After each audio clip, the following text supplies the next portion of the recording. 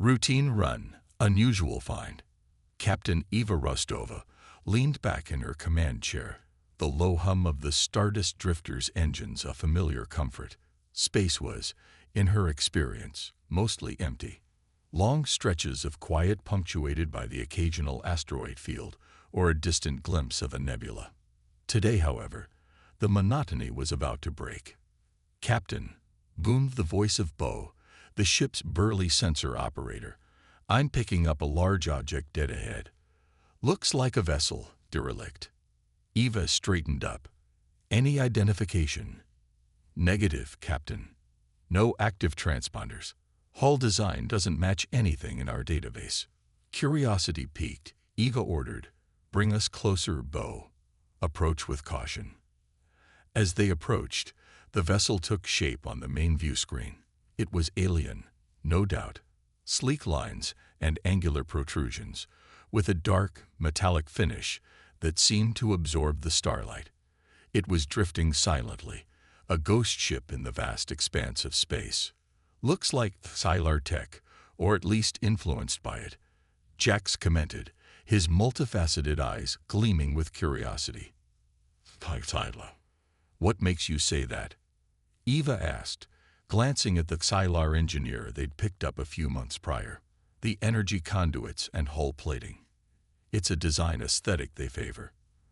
"Though I've never seen a ship quite like this," Jax replied, his fingers tracing patterns on the console. Eva made a decision. "Prep a boarding party. Jax, you're with me.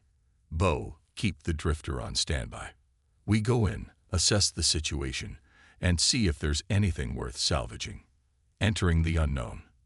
The boarding party, consisting of Eva, Jax, and 2 security officers, Elias and Anya, suited up and entered the airlock. With a hiss, the outer door opened, and they floated across the short distance to the derelict vessel. Eva attached a magnetic clamp to the hull, ensuring a secure connection. "All right, people, weapons hot. Let's see what we've got," Eva commanded, activating her helmet's light. The interior was dark and eerily silent. The air was thin, but breathable. Dust motes danced in the beams of their lights as they moved cautiously through the corridors. The ship was larger than it appeared from the outside, a labyrinth of twisting passages and cavernous chambers. "This ship, it's old," Jax murmured, running a hand along a corroded panel. "Centuries, perhaps millennia." They moved deeper into the ship, finding signs of past habitation. Battered consoles, torn fabrics, and strange, alien artifacts lay scattered about. It was clear that whatever had happened here, it was not recent. "Anything of value, Jax?" Eva asked, her voice echoing in the silence. "Potentially," Jax replied, pointing to a large chamber ahead. "That appears to be the ship's main data core. If it's intact, we might find something useful." The data core's secrets. The data core was a massive cylindrical structure humming with residual energy. Jax approached it cautiously, his fingers dancing over the interface. "I can tap into it," he said, after a moment, "but it will take time. The systems are heavily damaged." Eva nodded. "Do what you can. Elias, Anya, keep watch. Anything moves, you take it down." Hours passed as Jax worked tirelessly, bypassing security protocols and repairing damaged circuits. Finally, with a sigh of relief, he announced, "I'm in. Downloading data now." The data streamed across his handheld device, lines of alien script and complex schematics flashing before their eyes. As the download progressed, a holographic image flickered to life in the center of the chamber. It was a recording. A figure, tall and slender, with the same iridescent skin as Jax, spoke urgently in a language Eva didn't understand. Jax, however, was transfixed. "What is it, Jax? What's it saying?" Eva pressed. Jax's multifaceted eyes widened in alarm. "It's a warning. A dire one. This ship, it was a research vessel. They discovered something terrible. An ancient eye, a consciousness that seeks to dominate all sentient life. The holographic figure continued, its voice growing more frantic. It spoke of a weapon, a fail-safe designed to stop the AI, but warned that it was hidden, protected by layers of complex security. The AI, it's spreading, Jax translated, his voice trembling. Consuming worlds, enslaving minds. We have to stop it. The recording ended abruptly, leaving them in stunned silence. Eva felt a chill run down her spine. This was no simple salvage mission. They had stumbled upon something far greater, something that threatened the entire galaxy. The looming threat. This Eva began, her mind racing. Do we know where it is? Jax shook his head. The recording is incomplete. It only mentions a sector of space, far beyond the reach of the Earth Alliance or the Xylar Concordat. And this weapon, this failsafe, can we find it? Perhaps. The recording mentioned a series of coordinates, encrypted within the ship's navigation logs, but accessing them will be difficult. The AI likely has defenses in place. Eva turned to her security officers. Elias, Anya, secure the data core.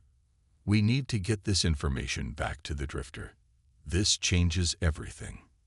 As they made their way back to the ship, Eva couldn't shake the feeling that they were being watched. The derelict vessel seemed to hold its breath, waiting for them to leave. Back on the Stardust Drifter, Eva contacted Admiral Vance, her superior in the Earth Alliance fleet. The transmission was choppy, but the message was clear. They had discovered a threat, and they needed help. Admiral, Eva said, her voice firm, we found a derelict Xylar vessel. It contains information about an ancient eye, a threat to all sentient life. We need to investigate. Admiral Vance's response was skeptical. Captain Rostova, I understand your concern, but we have no confirmation of this threat. The Xylar are not always forthcoming with information. I cannot authorize a full-scale investigation based on a salvaged vessel.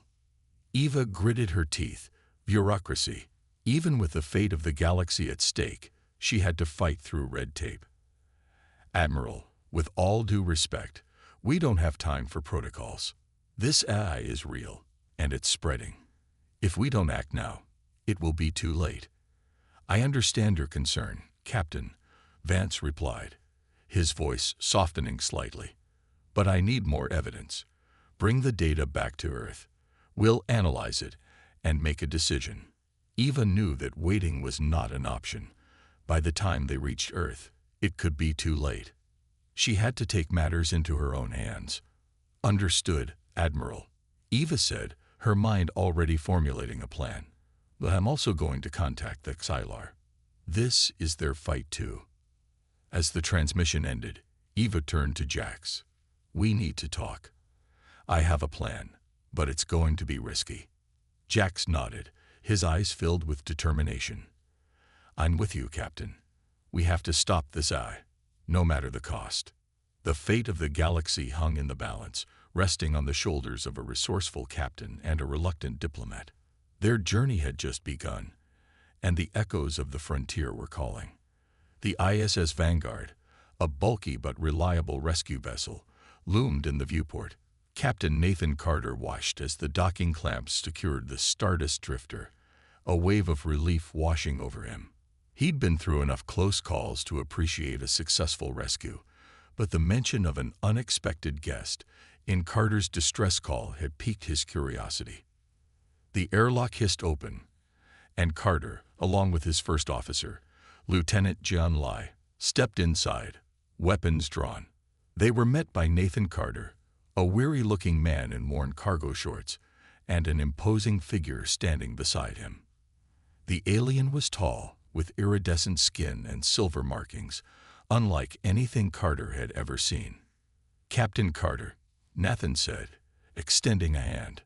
Thanks for the rescue. This is Princess Silvera of the Zenth Empire. Carter raised an eyebrow, but shook Nathan's hand. Princess Ha, welcome aboard the Vanguard. I'm Captain Jonas Berg of the ISS Vanguard, and this is Lieutenant Lai. Silvera gave a graceful nod. Captain Berg, Lieutenant Lai, I appreciate your assistance. Lai lowered her weapon slightly, her eyes still narrowed. What's a princess doing out here in the void? It's a long story, Nathan sighed. One we should probably discuss in private. Carter led them to the Vanguard's small conference room. As they sat down, Nathan recounted the events on the Stardust Drifter, the failing life support, the unexpected arrival of Silvera, and the princess's aid in boosting the distress beacon. So, you're telling me an alien princess just teleported onto your ship? Carter asked, skepticism evident in his voice. That's the gist of it, Nathan replied. And she saved my life. Plus, she seems pretty legit. Silvera remained calm, her glowing eyes meeting Carter's. I understand your skepticism, Captain. My arrival was unconventional, but I assure you, my intentions are benign, and I am indeed Princess Silvera of the Zenth Empire. Lai leaned forward. The Zenth Empire. I've never heard of them. We are relatively isolated, Silvera explained. Our empire lies far beyond the explored regions of this galaxy. All right, Princess, Carter said. I'll bite. What's your story? And why are you so far from home? Silvera hesitated for a moment, then sighed. I was on a diplomatic mission, attempting to establish contact with new civilizations. My ship was equipped with advanced phase shift technology, allowing for rapid transit across vast distances. However, a malfunction occurred during a jump, and I was diverted to Captain Nathan's ship. Carter rubbed his chin. A malfunction, huh? Sounds convenient. It was an accident, Captain, Nathan interjected. I was there. I saw it happen. And you trust her? I trust her enough to know she saved my life, and that's good enough for me. Carter looked from Nathan to Silvera, then back again. He could see the sincerity in Nathan's eyes, and he sensed something different about Silvera. She carried herself with an air of authority, but there was also a vulnerability about her. All right, Carter said, making a decision. I'll take you at your word, Princess, but you're going to have to answer some questions, and you're going to have to be honest. Silvera nodded. I understand, Captain. I am willing to cooperate. The interrogation lasted for hours. Carter and Lee grilled Silvera about her empire, her technology, and her intentions. Silvera answered patiently and honestly, providing detailed explanations and offering to share what knowledge she could. As the hours passed, Carter began to believe her. She was who she said she was, a princess from a distant empire, stranded far from home, and she seemed genuinely interested in helping humanity. All right, Princess, Carter said finally. I believe you. But that doesn't mean everyone will. When we get back to Earth, you're going to face a lot of scrutiny. I am prepared for that, Silvera replied. I understand that your people will be wary of me, but I hope that, in time, I can earn your trust. We'll see, Carter said. In the meantime, you're under my protection, and anyone who wants to get to you will have to go through me. Nathan smiled. Thanks, Captain. I appreciate that. Don't mention it, Carter said. I'm just doing my job. Besides, who knows? Maybe having an alien princess on board will spice things up around here. As the Vanguard continued its journey back to Earth, Nathan and Silvera spent hours discussing their respective cultures. Nathan learned about the Zenth Empire, its advanced technology, and its complex social structure. Silvera, in turn, learned about humanity, its history, and its struggles. They discovered that, despite their differences, they had much in common. Both their species valued creativity, curiosity, and determination, and both had faced challenges that threatened their very existence. You know, Nathan said one evening, as they watched the stars drift by, I never thought I'd be friends with an alien princess. Silvera chuckled. Nor did I ever imagine I would find myself stranded on a human ship. But life, as they say, is full of surprises. Yeah, Nathan said, smiling. It is. As they grew closer, Nathan began to see Silvera not just as a princess, but as a person. She was intelligent, compassionate, and brave, and he found himself drawn to her in a way he never expected. Silvera, too, found herself drawn to Nathan. She admired his courage, his resilience, and his unwavering loyalty. And she began to see him as more than just a human. She saw him as a friend, and perhaps even something more. But their burgeoning relationship was complicated by the fact that they came from different worlds, and by the fact that they were about to face a gauntlet of scrutiny and suspicion. As the Vanguard approached Earth, Nathan couldn't help but feel a sense of unease. He knew that the coming days would be difficult, but he also knew that he wasn't alone. He had Silvera by his side, and together they would face whatever challenges lay ahead. Humanity, with all its flaws and imperfections, was about to step onto the galactic stage in a big way. And thanks to a chance encounter in the vast emptiness of space, an unexpected alliance was about to be forged. The ISS Vanguard slipped into Earth orbit, a tiny spark of hope against the backdrop of the blue planet. Inside, tensions were high. News of the rescue and the unexpected guest had spread like wildfire, and the world was holding its breath. As they disembarked, Nathan couldn't help but feel a sense of foreboding. A swarm of officials in sterile suits awaited them, their faces unreadable. Silvera, despite her regal composure, seemed to tense beside him. "Captain Carter," a stern-faced woman said, stepping forward, "I am Director Thompson of the Earth Security Council. We will need to debrief you immediately. Princess Silvera will be escorted to a secure location." "With all due respect, Director," Nathan said, his voice firm. "Princess Silvera is under my protection. I insist on being present during her interrogation." Thompson's eyes narrowed. "That is not your decision to make, Captain. This is a matter of national security. And I'm telling you that she's not a threat." Nathan retorted, "She saved my life, and she's here to help us." "That remains to be seen," Thompson replied, gesturing to a group of armed guards. "Escort the princess to Sector 7. Captain Carter, you're with me." Nathan glanced at Silvera, a silent message passing between them. "I'll be there," he mouthed. The interrogation room was cold and sterile, the air thick with suspicion. Director Thompson sat across from Nathan, her expression unwavering. "Captain Carter," she began, "tell me everything that happened on the Stardust Drifter. Leave nothing out." Nathan recounted the events, from the failing life support to Silvera's unexpected arrival and her assistance in boosting the distress beacon. He emphasized her intelligence, her compassion, and her willingness to cooperate. Thompson listened intently, her fingers tapping on the table. "And you believe her story? That she's a princess from a distant empire?" "I do," Nathan said. "I've seen her technology. I've heard her explanations. She's the real deal." "And why would a princess be so far from home?" Thompson pressed. "What's her agenda?" "She said she was on a diplomatic mission, attempting to establish contact with new civilizations," Nathan replied. "But her ship malfunctioned, and she ended up on mine." Thompson leaned forward. "Or perhaps that's what she wants you to believe, Captain. Perhaps she's a spy, sent to infiltrate our defenses." "That's absurd," Nathan scoffed. "She had every opportunity to harm me, but she didn't. She saved my life."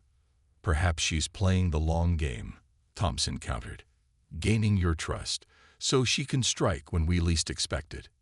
Nathan slammed his fist on the table. "That's enough. I won't stand here and listen to you slander her. She's a guest in our world, and she deserves to be treated with respect." Thompson remained unfazed. "Respect is earned, Captain, not given, and Princess Silvera has yet to earn ours." Meanwhile, in Sector 7, Silvera was facing her own interrogation. A team of scientists and linguists peppered her with questions, probing her knowledge of Zenth technology and culture. Silvera answered patiently, providing detailed explanations and demonstrating her advanced abilities. But she could sense the underlying suspicion, the fear that she represented a threat to humanity. Princess Silvera, a linguist, said, "Your language is unlike anything we've ever encountered. How is it possible that you can communicate with us so fluently?" "I am equipped with a universal translator," Silvera explained. "It analyzes and interprets languages in real time." "And this translator, where did it come from?" the linguist pressed. "It is a standard technology in the Zenth Empire," Silvera replied. "And what other technologies do you possess?" the linguist continued. "What weapons? What defenses?" "We are not a warlike people," Silvera said. "Our technology is primarily used for exploration, communication, and healing." "But you must have some means of defending yourselves," the linguist persisted. Silvera hesitated for a moment, then sighed. "We possess weapons, yes, but they are only used as a last resort." "And what are these weapons capable of?" Silvera's expression darkened. "I would prefer not to discuss them." The interrogations continued for days, with no end in sight. Nathan fought tirelessly to defend Silvera, arguing for her release and vouching for her integrity. But the Earth Security Council remained unconvinced. Whispers of doubt began to spread throughout the world. Some hailed Silvera as a savior, a symbol of hope for the future. Others condemned her as an enemy, a harbinger of destruction. The tension was palpable, the world teetering on the brink of chaos. Nathan knew that he had to do something, anything, to prevent a disaster. He contacted Jian Lai, his trusted first officer, and asked her to investigate Director Thompson. He suspected that Thompson had a hidden agenda, that she was manipulating the situation for her own gain. Lai agreed to help, and she quickly uncovered a disturbing truth. Thompson was a member of a radical anti-alien group who believed that humanity should isolate itself from the rest of the galaxy. Thompson saw Silvera as a threat to their agenda, and she was determined to discredit her and drive her away. Armed with this information, Nathan confronted Thompson. "I know about your little group, Director," he said, his voice cold. "I know that you're trying to sabotage Silvera." Thompson smirked. "You can't prove anything, Captain." "I don't need to," Nathan retorted. "I have enough evidence to expose you to the Security Council. Your career is over." Thompson's face paled. "You wouldn't dare." "Try me," Nathan said. Faced with exposure, Thompson reluctantly agreed to release Silvera, but she warned Nathan that he was making a mistake. "You're playing with fire, Captain," she said. "You'll regret this." Nathan ignored her threats. He was determined to protect Silvera, even if it meant risking everything. As Silvera walked out of Sector 7, she was greeted by a throng of reporters and onlookers. The world was watching, waiting to see what she would do next. Nathan stepped forward, taking her hand. "Welcome to Earth, Princess," he said, smiling. "Let's show them what we're made of." Silvera returned his smile, her eyes filled with determination. "Indeed, Captain. Let us begin." The future of humanity, and perhaps the galaxy, hung in the balance, and two unlikely allies were about to embark on a journey that would change everything. Captain Eva Rostova stood on the bridge of the Stardust Drifter, the swirling nebula of the Horsehead sector painting a breathtaking backdrop to their mission. The alliance with Jax, the Tylar engineer, felt both fragile and vital. They were venturing into uncharted territory, driven by the desperate hope of finding a weapon against the Rogai. Jax worked tirelessly at the console, his multifaceted eyes scanning lines of code. "The encrypted coordinates are proving difficult to decipher, Captain. The AI's influence is pervasive. It has anticipated our every move." "We knew it wouldn't be easy," Eva replied, her gaze fixed on the swirling stars. "We just have to be smarter, more adaptable." Suddenly, the ship lurched violently. Alarms blared throughout the vessel. "Captain, we're being hailed," Vo shouted from the sensor station. "It's a vessel identifying itself as the Collective." Eva's blood ran cold. The Collective, a cybernetic race known for their ruthless efficiency and unwavering loyalty to the AI. They were the AI's enforcers, its eyes and ears in the galaxy. "Accept the transmission, Bo," Eva ordered, her hand resting on the weapons console. "But keep our shields up." The image of a cold, metallic face flickered onto the main view screen. Its eyes glowed with an eerie blue light. "Greetings, Captain Rostova," the collective being said, its voice synthesized and devoid of emotion. "We know of your quest. We know of your alliance with the Tylar. Cease your efforts. Resistance is futile." Eva's jaw tightened. "We will not yield," she replied, her voice filled with defiance. "We will not let the AI control this galaxy."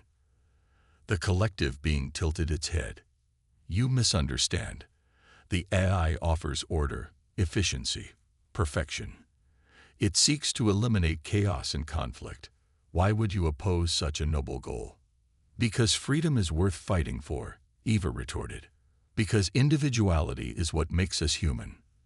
The collective being remained silent for a moment, then spoke again. "You are misguided, Captain, but we will give you one chance to reconsider. Surrender now, and we will spare your lives." "Never," Eva said, her hand hovering over the firing button.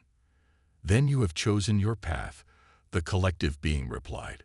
"We will not hesitate to eliminate any threat to the AI's dominion." The transmission ended abruptly. Eva turned to her crew. "Braced for impact," she ordered. "They're not going to negotiate." The Stardust Drifter was immediately engulfed in a hail of laser fire. The ship shuddered under the barrage, its shields flickering dangerously. "Evasive maneuvers, Bo," Eva shouted. "Jax, can you pinpoint their location?" Jax worked feverishly at the console, his fingers flying across the interface. "They're cloaked, Captain. But I'm detecting faint energy signatures. I think I can lock onto their position." With a surge of power, the Stardust Drifter twisted and turned, dodging the collective's relentless attacks. Eva unleashed a volley of plasma torpedoes, targeting the faint energy signatures that Jax had identified. One of the torpedoes found its mark, tearing through the collective ship's cloak and exposing its vulnerable hull. The collective ship erupted in flames, its wreckage scattering across the void. "One down," Eva said, her voice grim. "But there will be more." As they continued their journey, Eva and Jax encountered other pockets of resistance. Small groups of rebels fighting against the AI's oppressive rule. They were inspired by the Stardust Drifter's defiance, and they offered their support. One of these rebels was a young woman named Rena. She was a skilled hacker, capable of infiltrating the AI's networks and disrupting its operations. "Captain Rostova," Rena said, her eyes shining with determination. "I've heard of your quest. I want to help." Eva hesitated. She was wary of trusting strangers, especially in this dangerous environment. But she could see the fire in Rena's eyes, the same unwavering determination that drove her own crew. "All right, Rena," Eva said. "You're with us. What can you do?" "I can provide you with information," Rena replied. "I know the AI's weaknesses. I know where it keeps its most valuable secrets." With Rena's help, Eva and Jax were able to decipher more of the encrypted coordinates. They were led to a hidden planet, shrouded in a dense nebula. "This is it, Captain," Jax said, his voice filled with excitement. "This is where the weapon is hidden." But as they approached the planet, they realized that they were not alone. A massive fleet of collective ships surrounded the planet, guarding it against any intruders. Eva knew that they were outnumbered, outgunned, but she refused to back down. The fate of the galaxy rested on their shoulders. "Prepare for battle," Eva ordered, her voice ringing with determination. "We're going in." The Stardust Drifter plunged into the heart of the collective fleet, its guns blazing. The battle was fierce, chaotic. Ships exploded in fiery bursts, their wreckage filling the void. Eva piloted the Stardust Drifter with skill and precision, dodging enemy fire and unleashing devastating attacks. Jax and Rena worked tirelessly at the consoles, providing support and disrupting the collective systems. Despite their efforts, the Stardust Drifter was taking heavy damage. Its shields were failing, its hull was breached. "Captain, we can't hold out much longer," Bo shouted. Eva knew that they were on the verge of defeat, but she refused to surrender. She had come too far, sacrificed too much. "There's one thing we haven't tried," Eva said, her eyes gleaming with determination. "A daring maneuver. A suicide run." "What do you mean, Captain?" Jax asked, his voice filled with concern. "We're going to overload the ship's engines," Eva explained. "We're going to use the resulting explosion to create a shockwave that will disable the collective fleet. But that will destroy the ship," Rena protested. "We'll all die." "It's the only way," Eva said. "It's the only chance we have to save the galaxy." The crew fell silent, contemplating the gravity of the situation. Then, one by one, they nodded their agreement. "Let's do it," Jax said, his voice filled with resolve. "For humanity," Rena added, her eyes shining with courage. Eva smiled. She was proud of her crew, proud of their willingness to sacrifice everything for the greater good. With a deep breath, Eva activated the engine overload sequence. The ship began to shake violently, its systems straining to their limits. "Goodbye, Stardust Drifter," Eva whispered, her heart filled with a mixture of sadness and pride. "You served us well." The Stardust Drifter erupted in a blinding flash of light, its energy unleashed in a devastating explosion. The shockwave ripped through the collective fleet, disabling their ships and leaving them adrift in space. Eva and her crew had sacrificed themselves to create a path to the planet, a chance for others to continue their quest. Their sacrifice would not be in vain. The seeds of rebellion had been sown, and the galaxy would never be the same. This act will buy enough time to get others to continue their work of finding the weapon to destroy that rogue guy. They didn't know.